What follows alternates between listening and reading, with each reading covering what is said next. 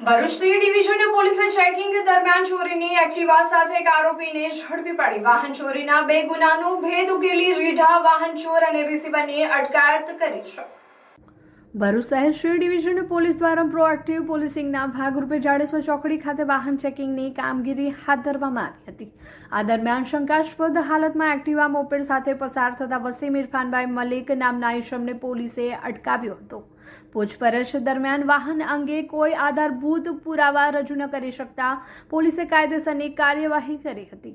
પોલીસની આગવી અને કડક પૂછપરછમાં આરોપી વસીમ મલિક ભાંગી પડ્યો હતો અને તેને પોતે કરેલી 2 અલગ અલગ એક્ટિવા ચોરીની કબૂલાત કરી હતી।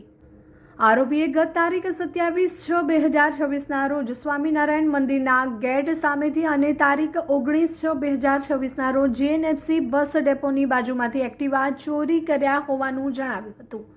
આ ચોરી અંગે વાહન માલિકોએ ફરિયાદ નોંધાવી ન હતી, પરંતુ પોલીસે ફરિયાદીઓને સંપર્ક કરી ગુનો નોંધી વધુ તપાસ હાથ ધરી હતી। આરોપીઓની સઘન તપાસ દરમિયાન તેને ચોરાયેલા વાહનો સિનોર વડોદરા ખાતે રહેતા મોહમ્મદ હાનિફ ઉર્ફે મુનાફ ખલીફાને વેચ્યા હોવાનું બહાર આવ્યું હતું। પોલીસે તાત્કાલિક કાર્યવાહી કરી આ રિસીવરને પણ ઝડપી લીધો હતો।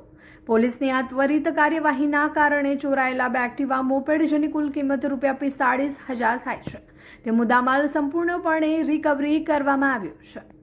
પકડાયેલા આરોપી વસીમ મલિક સામે અગાઉ પણ ભરૂચ શહેર સી ડિવિઝન નબીપુર અને પાલેજ પોલીસ સ્ટેશનમાં વાહન ચોરીના અનેક ગુનાઓ નોંધાયેલા છે, જે તેની રીઢા ગુનેગાર તરીકેની ઓળખ છતી કરે છે। પોલીસે બંને આરોપીઓ વિરુદ્ધ BNSની કલમ 303(2) હેઠળ ગુનો દાખલ કરી કાયદેસરની કડક કાર્યવાહી હાથ ધરી છે।